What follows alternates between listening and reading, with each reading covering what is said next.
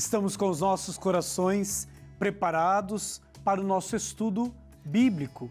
E claro, antes de darmos início a este estudo, gostaria de fazer um convite a você que está nos acompanhando a visitar as nossas redes sociais e, de um modo particular, o YouTube da TV Aparecida. E lá, através da hashtag Jornada Bíblica, encontrar um dos programas que você perdeu ou deseja assistir novamente. É sempre uma alegria poder estar na sua casa e com você estudar a Palavra de Deus.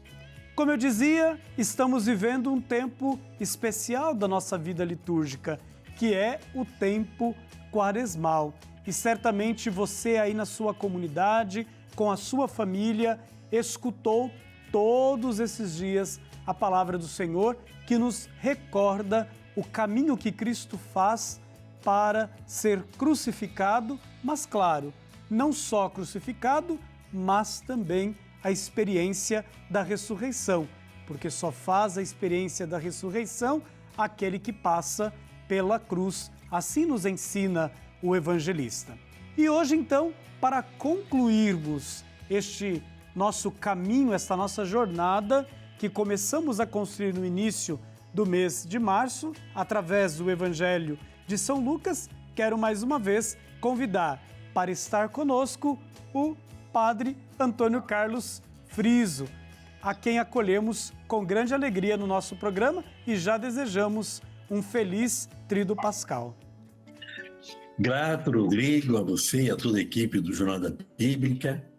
De fato, nós estamos na Semana das Dores, como chamávamos no passado, ou Semana Santa, onde vamos encontrar Jesus diante do poder religioso e político do seu tempo, né?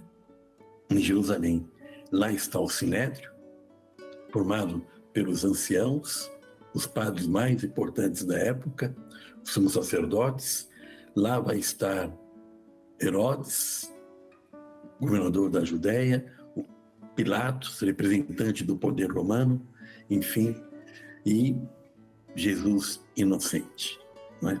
Eu digo sempre, Jesus não morreu de tifo, que havia muito tifo na região, de Aedes aegypti, não morreu de dengue, também havia lá, mas não caiu do cavalo, do camelo, nem do burro, nem do jumento, mas morreu assassinado, né? Então, um bom Tríduo Pascal para todos nós. Pois não, Rodrigo? Friso, estamos encerrando esta nossa jornada e hoje nós queremos falar um pouquinho de uma parábola muito significativa, não uma parábola, mas um texto muito significativo no Evangelho de Lucas, que é os discípulos de Emaús. Todas as vezes que eu me encontro diante deste texto, eu me recordo de um professor alemão que eu tive, amigo nosso, o professor Otten, e ele dizia o texto que narra a frustração dos discípulos que caminhavam para Emaús. Partindo desse termo, né, a frustração dos discípulos, a primeira pergunta que eu coloco aqui para a gente começar o nosso bate-papo é: qual é o caminho que o discípulo deve percorrer para se tornar verdadeiramente discípulo do ressuscitado? Estamos em Lucas, capítulo 24, versículos 13 até o versículo 35. Discípulos de Emaús. Não falávamos no início que Lucas é o Evangelho do caminho? Então, olha aqui o caminho de Emaús. O que esse texto tem de novidade? É uma bela de uma catequese. Só Lucas tem discípulos de Emaús. Bela de uma catequese. Ele montou uma catequese para justamente ressaltar a crise da comunidade. Muitos já não andavam na comunidade. Havia muita perseguição. As comunidades eram pequenas. Se reuniam nas casas. Jesus voltará logo ou não voltará? Quando voltará? Não é? Estamos em meados do ano 80, 85. E Lucas, então, redige esse texto justamente para mostrar que Jesus caminha quando conosco, ainda que nas crises e em momentos alegres. É o coração dessa mensagem do Evangelho dos discípulos de Emaús. Os dois estão cabisbaixos, não é? Saindo de Jerusalém, indo para casa. Jesus vem, eles não percebem que é o ressuscitado, na comunidade não percebe mais, não tem crise se ele ressuscitou ou não, caminha com eles, dialoga, eles não percebem. Já é tarde, fica conosco, a acolhida na casa, em torno da mesa. Jesus, tem alguma coisa para comer? Tem aqui pão. Ele pega o pão e no momento em que partilha o pão, eles reconhecem que era Jesus. Mas não reconhecem. E aí, Jesus não reconhece que é Jesus. E voltam radiantes, contando, o Senhor ressuscitou e nós o vimos. Eis aí, para mim, uma catequese tremenda de Lucas.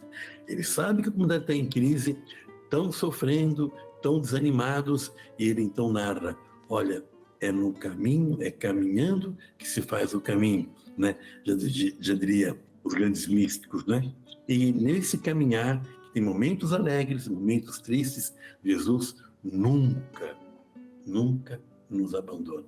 E sempre está partilhando o pão conosco. E é aí que nós reconhecemos, quando a gente vive uma vida fraterna, de comunhão, de partilha, o Mestre aí está.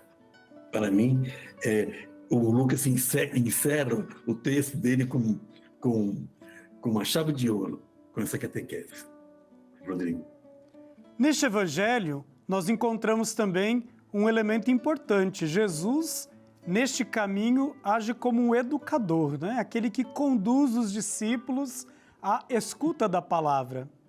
O que esse gesto de Jesus nos ensina para fazermos a mesma experiência de escutar a palavra e nos deixarmos plasmar por esta palavra? Boa pergunta, Rodrigo. É o primeiro círculo bíblico do Novo Testamento. É a primeira roda de conversa, é o primeiro grupo de base que acontece na igreja primitiva, não é? E esse primeiro diálogo, primeiro círculo bíblico se dá com o próprio Jesus, que vai explicando tudo o que deveria acontecer a respeito dele. E os discípulos, não ardia o nosso coração quando ele partilhava conosco a Escritura? Assim também no grupo de base, na novena, não é? Fizemos a campanha da austeridade, nos círculos de casa, bíblicos, em reunião em família, reunião nos grupos de base, nos grupos de oração, quando a gente partilha a palavra verdadeiramente, sem fundamentalismo, sem violência, querendo ver o texto no seu contexto, a palavra toca o nosso coração. E é o próprio Jesus que passa a falar conosco, viver em nós. Por isso, nos dá força para sermos os evangelizadores. Voltar aos apóstolos e encontrá-los e dizer a eles, o Senhor está vivo, e nós o reconhecemos na partilha. Quando a gente partilha, a gente reconhece Jesus no irmão. Isso alegra o coração. Diante desta cena do coração que arde, no que esta palavra pode nos ajudar a fazer arder hoje, diante das inúmeras necessidades, né, do mundo, fazer arder o nosso coração e nos fazer mais solidários diante das grandes causas de defesa da vida? Rodrigo, queridos e queridas da Jornada Bíblica, não tem cristianismo sem partilha. Não existe. Não existe cristianismo sem partilha. Toda a ética, toda a moral, toda a doutrina cristã está em abrir-se ao outro, viver a partilha com o outro, a comunhão com o outro, o projeto da amizade social com o outro, uma comunidade firme na palavra, uma sociedade brasileira firme na fraternidade, na justiça, não é? E aí a gente pode retomar tantos ensinamentos do Papa Francisco, João Paulo II, tantos outros papas, né?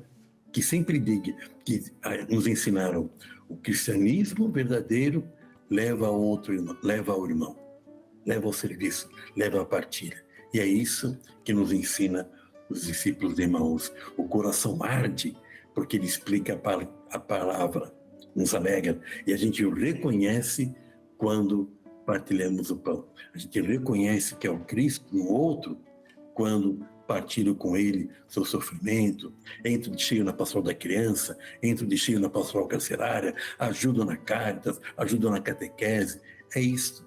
Ajudo na pastoral da juventude, não é? Ajudo na pastoral da terra, ajudo na questão indígena, ajudo na formação das crianças na catequese. Não tem cristianismo que não seja aberto ao outro. É no outro que eu vejo Jesus, e nós dois formamos uma comunidade com o outro. Friso, nós fizemos um estudo de um mês sobre o Evangelho de Lucas. Sei que é muito difícil pedir para um biblista, em poucas palavras, sintetizar o que é este Evangelho por causa da sua densidade. Mas eu deixo esse desafio agora aqui para você. 3 palavras que nos ajudam a entender o que é o Evangelho de Lucas. É o Evangelho do Espírito Santo. Tudo em Lucas é a partir do Espírito. Mas o Espírito que leva a conhecer Jesus de Nazaré. Movido pelo Espírito, ele vai em Nazaré. Movido pelo Espírito, ele escolhe os discípulos. Movido pelo Espírito, em tudo em Lucas tem o Espírito Santo. Mas é o Espírito Santo não nos aproxima, mas que nos leva a conhecer Jesus. Não é? Esse amor do Pai pelo Filho e o Espírito Santo. É o Evangelho do caminho. Nos quer sempre caminhando. Temos crise, mas vamos caminhar. Ele está conosco. E é o Evangelho das mulheres. Tem muitas mulheres, falamos pouco delas aqui, né? Mas as mulheres têm um destaque especial no Evangelho de Lucas. A começar com Maria, que falamos lá no segundo programa, e tantas outras mulheres que vão ajuntando-se ao movimento de Jesus. Ontem, com Jesus, e hoje nas nossas comunidades. Então, Espírito, caminho e as mulheres na igreja. Friso, gostaria mais uma vez de agradecer pela sua presença. É sempre bom, né, contar com você aqui no nosso programa, porque você nos ajuda a entrar de uma forma muito serena na palavra de Deus. E já aproveitar para desejar Feliz Páscoa a você e a toda a sua família, a quem queremos muito bem. Obrigado, e que essa Semana Santa seja o nosso retiro do povo de Deus, como nos ensina nosso querido Dom Angélico Sandro Bernardino. Semana Santa, retiro do povo de Deus. Amém. Obrigado.